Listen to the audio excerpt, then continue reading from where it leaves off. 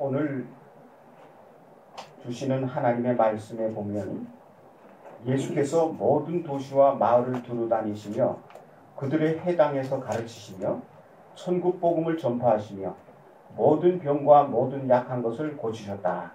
그렇게 말씀을 하십니다. 천국의 복음을 전파하셨다. 이제 이 땅의 백성들이 천국의 백성이 되도록 복음을 전파하셨다 하는 것입니다. 이 복음을 들어야만 우리가 구원을 받습니다. 우리가 구원받는다고 하는 얘기는 무슨 얘기냐? 여러 가지 각도에서 얘기할 수 있습니다만은 그 중에 하나가 뭐냐? 우리 국적을 옮기는 것입니다. 국적을 바꾸는 겁니다. 이 땅의 시민에서 하늘나라의 시민으로 우리의 국적을 바꾸는 것입니다. 이것이 구원입니다. 그래서 이 국적을 바꾸는 것은 복음을 들어야 하고 그 다음에 그 복음의 내용을 믿어야 하는 것입니다. 그리고 믿음으로 받아들여야 됩니다. 그러니까 우리가 뭐 병 고치는 건 뭐 이런 것이 중요하긴 하겠습니다만은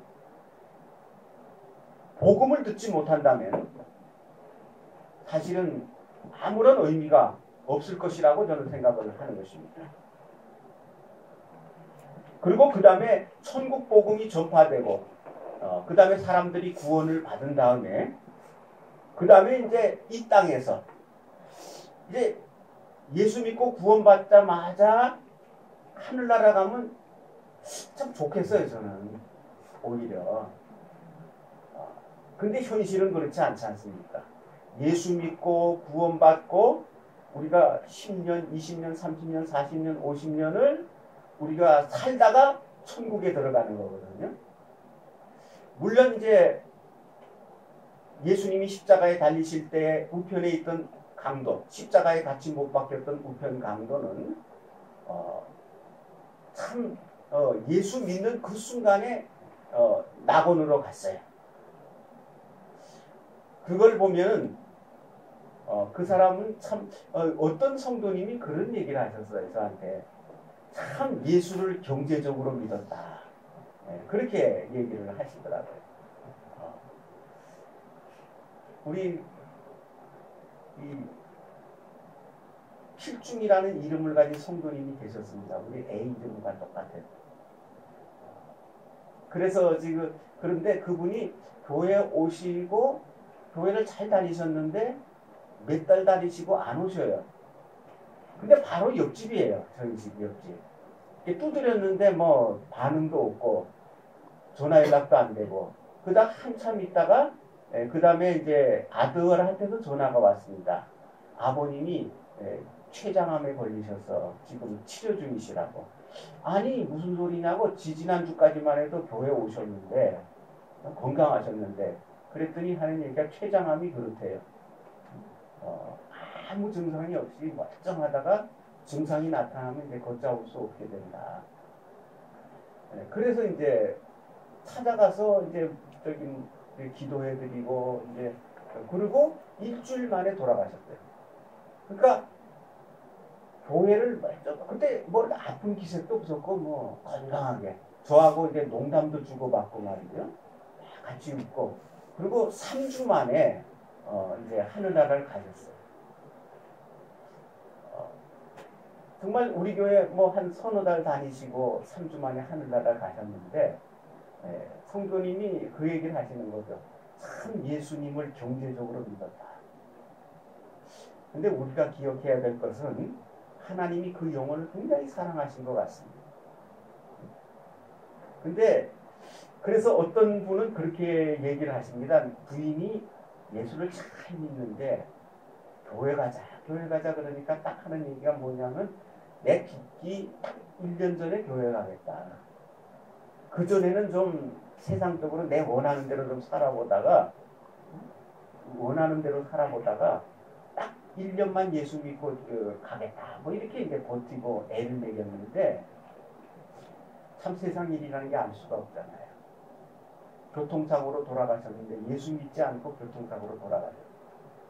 자기는 앞으로 몇십 년 더 살다가 딱 1년만 예수 믿고 가겠다고 생각을 했지만은 현실적으로는 바로 그 며칠 후가 바로 주님의 심판대 앞에 서야 되는 날인지를 몰랐던 것입니다.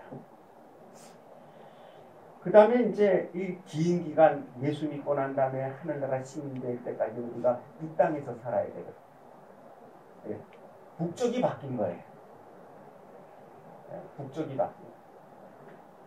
만약에 미국 시민이 한국에서 산다 그러면 또 대접을 받아요. 왜 그러냐면 강대국의 시민이기 때문에. 우리도 이제는 저기 옛날 같지 않아 가지고 약간 대접을 받는 경우가 많아요. 이 세상은 전혀 평등한 게 아니거든. 이 세상은 평등하지 않습니다. 나라와 나라 사이에도 평등하지 않습니다. 어떤 나라 국민이냐에 따라서 대접이 달라집니다. 그런데 제일 불편한 건 뭐냐면 나라와 나라끼리 싸우는데 그 싸우는 나라, 적국의 시민이 이쪽 나라에서 살 때는 어떨까요? 굉장히 힘들고 불편할 겁니다. 미국같이 그렇게 민주주의가 발달한 나라에서도 일본이 진주만을 폭격했잖아요. 일본과의 전면전이 벌어졌잖아요. 그럴 때 미국에서 제일 먼저 한 게 뭐냐면 미국 땅에 사는 일본 사람들, 이미 미국 시민이 된 사람들이 많아요. 그걸 갖다가 일본계 미국인이다 그렇게 얘기를 하는데 미국 시민이 된 사람들이 많다면 시민권을 가진 사람들. 그러나 하여튼 상관없이 무조건 다 끌어다가 수용소에다 집어넣었어요. 이미 미국 시민이 됐어요. 그런데도 불구하고 다 수용소에다 집어넣었어요. 그 일본과의 싸움이 끝날 때까지. 왜 그러냐면 이 국가 차원에서는 보면 일본과 싸우고 있는데 일본 사람들이 어쨌든 자기 나라 국민이 됐음에도 불구하고 일본 사람들이 뭐 그 중에 스파이도 있을 거고요. 그 중에 이제 일본을 이롭게 하려고 하는 사람이 있을 텐데 그 극소수예요. 그 사람들은 극소수예요. 그럼에도 불구하고 그걸 구별할 수 없으니까 전체를 다 잡아다가 수용소에다가 집어넣은 것입니다. 세상은 그렇습니다. 만약에 우리나라가 어느 나라하고 전쟁을 하는데 그 나라의 시민이 우리나라에 있다면 그 수용소에다 놓고 거주 제한을 해야 됩니다. 근데 지금 우리가 이미 국적으로 옮겼어요. 이미 시민권이 우리는 주민등록증을 갖고 있지만 진짜로 왜냐하면 제가 영적으로는 하늘나라 시민이 됐거든요.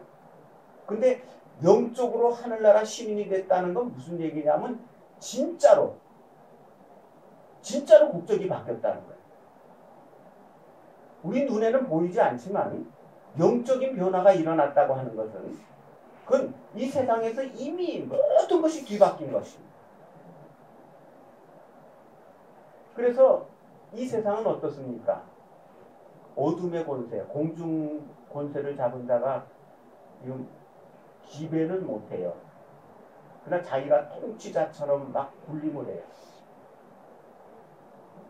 어떻게 우리가 정확하게 알아야 되는 건 뭐냐? 어떤 사람은 그렇게 얘기합니다.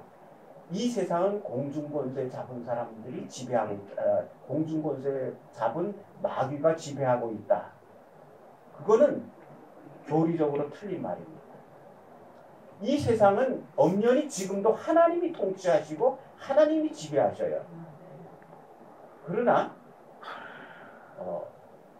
이 다니엘서를 보게 되면은 바사궁극이라는 단어가 나오거든요. 그 마귀도 조직이 있어요. 근데 그 조직 가운데는요, 나라를 책임지는 마귀의 그 우두머리가 있어요.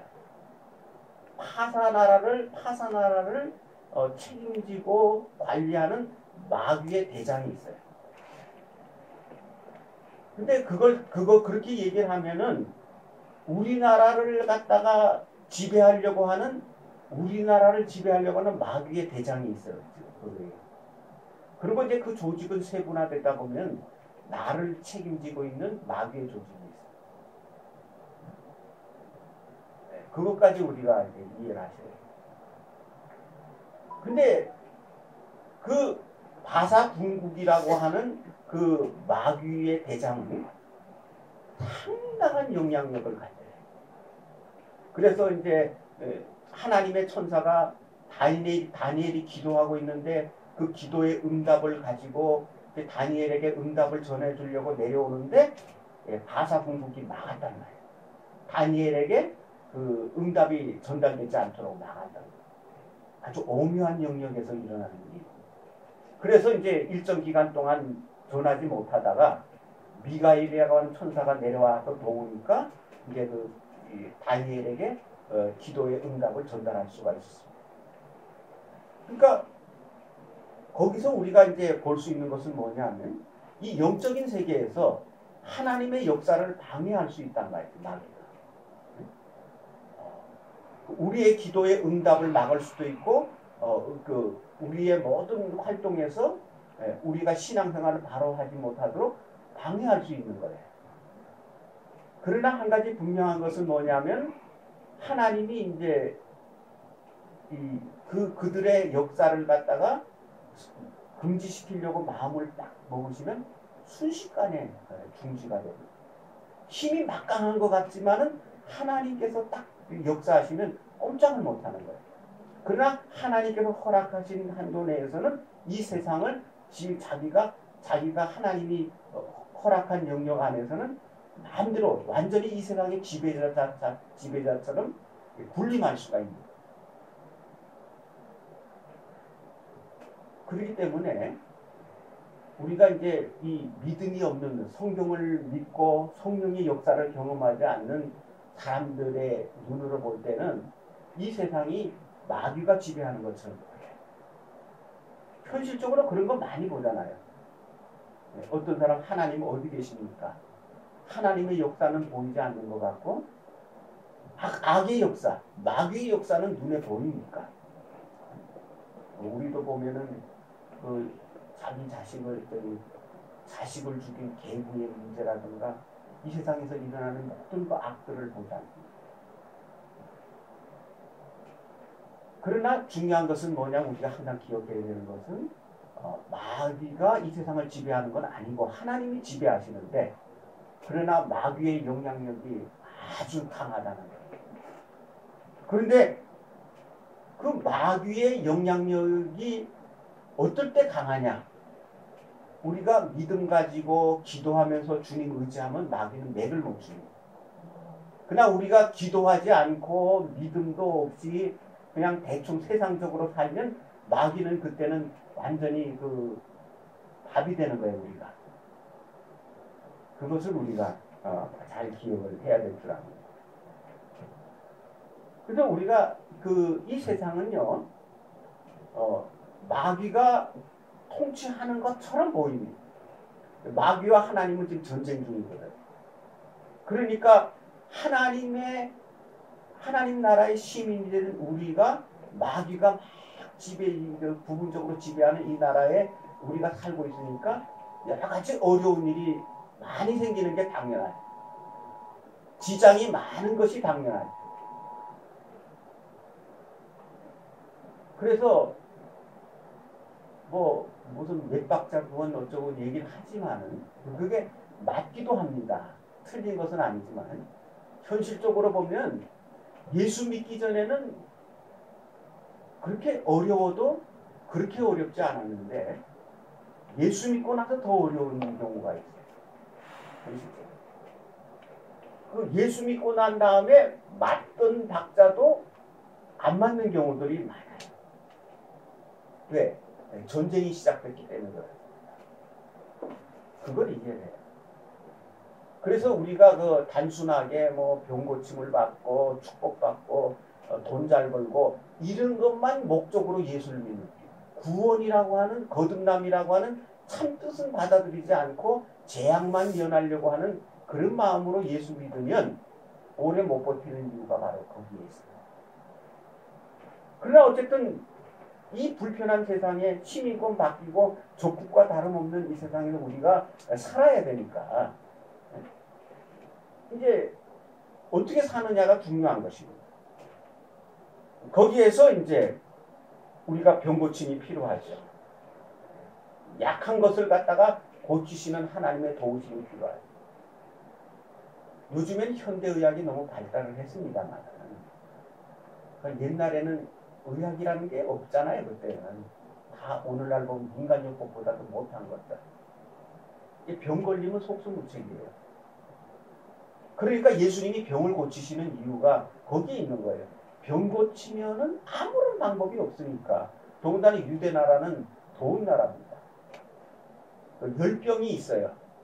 이 열병이라고 하는 것은 손쓸 수가 없어요. 아침에 걸리면 저녁에 죽고 저녁에 걸리면 아침에 죽어요. 그러니까 그런 것들을 고치시는 사역이 필요한 거예요. 오늘날에는 현대의학이 발달해서 오늘날의 개념으로 적용을 해보면은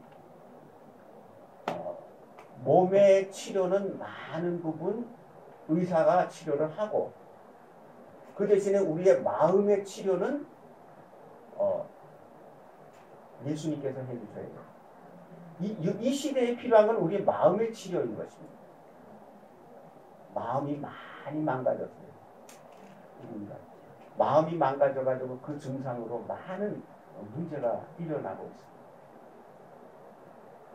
긴 얘기를 할 수는 없습니다만 지금 예수님께서 역사하시는 건 마음을 치료하려고 하시는 거예요. 그런데 이 마음을 치료하려면은 우리가 믿음을 가져야 돼. 하여튼 믿음이 잘 안 생기는 경우가 있어요. 분명히 이론적으로 믿는데 현실에는 안 믿어져. 믿음은 안 생겨. 머릿속에는 맞다고 그러지만 그렇다고 그러지만 내 이 마음속에는 그걸 확실하게 믿는 믿음이 없는 경우가 많아요. 기도해야 되는 것입니다. 믿음을 하나님께서 주시라고 기도를 해야 됩니다. 그러니까 옛날 사람들은 굶주려서 육체적으로 굶주리고 병에 시달리는데 도와주는 사람 하나도 없고 의지할 데도 없고 예수님께서 뭐라고 표현하시냐면 목자가 없는 양 같은 우리 백성들 불쌍히 여기셨다. 정말 의지할 데 없는 사람들. 여기서는 육체적으로도 굶주리고 가난하고 궁핍하지만은 영적으로도 도와줄 사람이 없는 거예요. 영적인 도움도 받을 수 없는. 그 당시에 유대교는 이미 이스라엘 백성들을 영적으로 지도할 수 있는 생명력을 잃어버린 것입니다. 그러니까 다 목자 없는 영육간의 목자 없는 양이 되버려요. 우리가 이스라엘에서 양을 기르려면요 목자가 반드시 있어야 돼요. 양은 우리 속에 놓고서 이렇게 기를 수가 없어요. 돼지는 우리 속에 넣어서 기를 수 있는데 그래서 중국에서는 돼지를 많이 기르는 이유가 뭐냐면 자기 집 한 구석에 우리 속에 집어넣고 기를 수 있어요. 양은 그렇게 기를 수가 없어요. 그 넓은 풀밭이 있어요. 그런데 이스라엘이라는 나라는 뭐 어떠냐 하면 풀밭이 이 남북으로 길잖아요. 이스라엘. 이 서쪽은 농사를 지어요. 그 가운데 산맥이 있는데 산맥 동쪽은 이제 양들을 기릅니다. 거기는 이제 광야예요. 농사 지을 수가 없어요. 강수량이 적어가지고.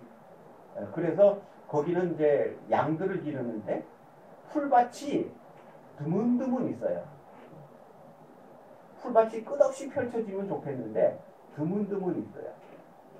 그러니까 목자가 양들을 데리고 여기서 풀을 다 먹으면 다른 풀밭으로 데리고 가요. 왔다 갔다 데리고 가요.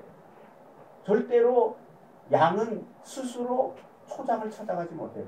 길을 못 찾는 것이 양의 치명적인 약점입니다. 양은 길을 못 찾아요. 개는 길을 잘 찾잖아요. 염소도 길을 잘 찾잖아요. 염소를 버리려고 멀리 갖다 놓으면 그리고 두고 와서 보면 염소가 먼저 집 앞에서 기다리는 경우도 많고 개도 잃어버렸다가 다시 집에 오잖아요. 양은 그렇게 자기 길을 못 찾아요. 그렇기 때문에 목자가 반드시 데리고 다녀요. 목자가. 그 다음에 이제 거기 그 이스라엘의 광야는 맹수들이 많은 늑대, 뭐 사자, 뭐 이런 맹수들이 많은데 문제는 양은 자기를 방어할 수 있는 수단이 없어요. 사슴은 늑대가 이렇게 공격하면 빠르게 도망칠 수 있거든요. 사슴은 빠르게 도망쳐서 도망을 갈 수가 있어요.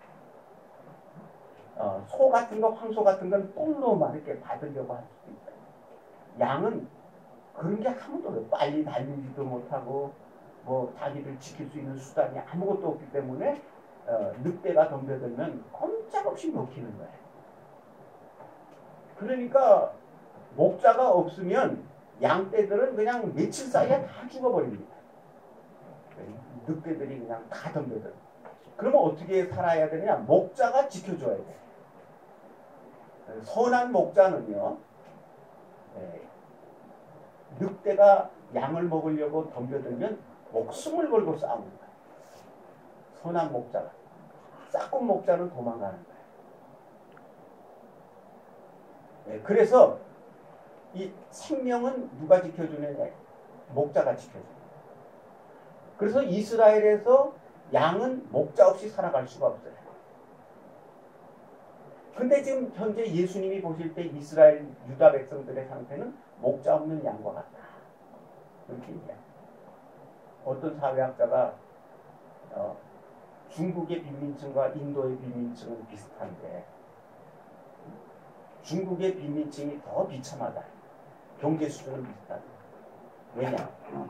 인도는 그래도 그게 종교 이런 얘기하는 걸 용서하세요. 바깥에서 얘기하지 마세요. 우리가 믿음을 공유한 사람들끼리 이해할 수 있는 얘기지 바깥 사람들이 이해 못하는데 사실은 다 우리 성경적인 믿음을 가지는 기독교 말고는 다 모조품이잖아요. 그러니까 말을 가짜란 말이에요. 믿음은 가져야 되고 종교는 가져야 되는데 참 종교를 못 찾은 사람들이 그냥 대용품을 만드는 것이 다른 종교들입니다. 여러분들은 이해하시겠죠? 바깥에서 그 얘기하면 독선적이라고 얘기해요. 우리가 보면은 진짜로 필요한데 진짜가 없으면 가짜를 만들잖아, 인간은. 항상. 버터가 없으니까 마가린 만들어내고. 그 인간은 항상 그렇게 가짜를 만들어내고. 꼭 필요한 거. 신앙생활이 꼭 필요한데 하나님을 못 만났으니까 모조품을 만들어낸 것입니다. 그럼에도 불구하고 인도 사람들은 뭔가 종교적인 게 있단 말이에요. 종교가 있다. 중국 사람은 종교가 없다. 그래서 더 비참하다. 그런 얘기를 했습니다. 오늘 목자 없는 양같이 지내는 그 모습을 불쌍히 여겨서 그 당시에 필요한 도움을 주신 거예요. 병도 고쳐야 되고 약한 것도 다 고쳐야 되고 천국 복음도 전파하고. 근데 불쌍히 여겼다는 이 말은 원래 쓰였던 용도가 뭐냐면 이 창자가 아주 고통스럽다. 그런 뜻을 가진 말이에요. 불쌍히 여겼다는 말. 우리 동양 한문에도 단장의 고통이라고 하는 단어가 있습니다. 배를 타고 강을 내려오는 선원이 새끼 원숭이 한 마리를 잡아가지고 탔어요. 근데 어미 원숭이가 자꾸 강가에도 따라오면서 막 울부짖어요. 그러다가 이제 강가하고 강하고 이제 물개하고 이렇게 가까운 지점에 와가지고 막 이렇게 배 안으로 뛰어들었는데 그리고 이렇게 쓰러져 죽었는데 배를 갈라 보니까 창자가 막 다 끊어져 있더라고요. 다 조각조각 끊어져 있더라. 하여튼 옛날에 그래서 이제 단장의 고통이라는 말이 나오고요. 장이 끊어진다고. 그러니까 새끼 원숭이가 잡혀가는 걸 엄마 원숭이가 그냥 장을 끊어내는 고통을 느끼면서 따라왔다. 실제로 현대의학에서는요, 그게 다 뇌에서 일어나는 일이라고 판단해요. 그런데 그 우리가 의학적인 상황 아닌 우리 입장에서 보면 심장이 뛰거든요. 배가 막 고통스러워. 막 아프다고 표현할 수는 없지만 정말 여러분 그런 경험 하십니까? 배가 이렇게 고통스러워요. 배가. 속이 그냥 고통스러워요. 그 어떤 어머니가 말썽 피는 자식을 놓고 뭐라고 얘기하면 죽은 다음에 나 죽은 다음에 속을 잘라봐라. 속이 시커멀 거라고 그렇게 얘기를 한 적도 있는데 우리는 마음이 불편할 때는 가슴이 아프고 그 다음에 배가 아파요. 증상이 그래요. 그래서 옛날 사람들은 그냥 가슴이 아프다, 배가 아프다 그렇게 이제 표현한 거예요. 그렇게 애절하게 예수님께서 불쌍히 여기신 거예요. 근데 한방에서는요, 심장이 막 고통스럽고 뛸 때 그 뇌라고 보질 않고는 심장의 문제라고 봐요. 그래서 심장을 안정시키는 약을 이제 주거든요. 그러면 현대의학에서 맞질 않아요. 뇌에서 일어나는 일인데 심장을 안정시킨다. 그럼 맞질 않는데 희한한 건 뭐냐면 그래도 나아요. 그냥 한방에서는요, 심장으로 보고서 심장약을 주는데 그걸 먹고도 또 좋아져요. 그러니까 이건 뭘 얘기하느냐면 현대의학이 완전하게 모든 걸 알고 있는 건 아니다. 아직도 모르는 부분이 많이 있다 하는 것을 우리에게 가르쳐주는 겁니다. 그래서 예수님께서는 병도 고치시고 도와주시고 돌보십니다. 그런데 우리가 영적으로 보면 우린 꼼짝없는 양이에요. 영적으로 보면. 왜냐하면 육체적으로야 우리가 능력이 있죠. 영적으로 보면 우리는 완전히 무능력한 존재 아닙니까? 영적인 세계에 들어가서 우리가 무엇을 할 수 있습니까? 우리가 영적인 세계에 들어가서는 우리가 어떻게 믿음을 지킵니까? 수단과 방법이 없어요. 우리가 우리 인간의 의지를 가지고 믿음을 지키는 것처럼 보이지만 영적인 세계에 들어가면 우리는 수단과 방법이 없어요. 오직 예수님께서 모든 걸 책임져 주시고 예수님께서 우리를 지켜주시고 인도하시고 공급하셔야만 우리의 그 영적인 생명이 유지가 되는 거예요. 오늘 우리들의 세계에서 그 옛날에 그 유다인들이 느꼈던 궁핍과 궁핍이 그것과는 우리 다른 상황에서 우리가 살아요. 오늘날에는 그들은 목자를 못 찾아서 고통스러웠다면 우리는 우리의 마음이 많이 왜곡이 돼가지고 목자가 필요 없는 듯이 살아요. 목자의 필요성을 별로 못 느껴요. 우리가 여기서 예배를 드리고 세상을 나가면요, 그 다음부터 세상을 나가면서부터는 우리는 그냥 우리의 능력으로, 우리의 힘으로, 우리의 그 실력으로 살아가야 되는 것처럼 우리 일주일 살다가 돌아와서 여기서 우리가 예수님을 만나요. 우리가 일주일 동안 정말 우리가 목자이신 예수님 얼마나 의지하고 살았는가를 살펴봐야 될 겁니다. 마치 그것과 같아요. 예배 잘 드리고요, 은혜 받고요, 나가면서 예수님한테 인사합니다. 예수님, 저 이제 안녕히 계십시오. 세상을 향해서 나갑니다. 다음 주일날 와서 뵙겠습니다. 따라 나오지 마세요. 곤란합니다. 우리가 고의적으로 그러진 않지만 우리가 내가 모르는 내 마음이 자동으로 그렇게 유지되는 경우가 많이 있습니다. 일주일 동안 목자 없이 사는 세상, 그 예수님이 불쌍히 여기십니다. 우리가 정말 예수님을 목자로 모시고 한 주간을 살아갈 수 있는 저희들이 되길 바랍니다. 기도하시겠습니다.